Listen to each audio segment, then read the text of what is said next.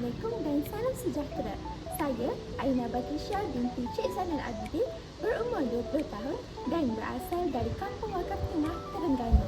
Saya merupakan pelajar dari Unit Bahasa Melayu 1 Ambilan 2025-2030 di Institut Pendidikan Guru Kampus Datuk Razali Ismail. Jadi, kenapa saya memilih IPG? Saya memilih IPG kerana penekanan yang diberikan terhadap latihan praktikal dan pengalaman sebenar di sekolah membantu saya untuk bersedia menghadapi dunia perguruan dan pendidikan.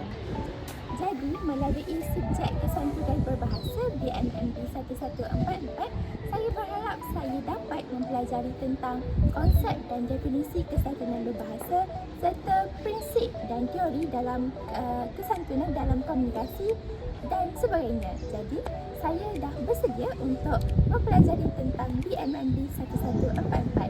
Sekian, terima kasih.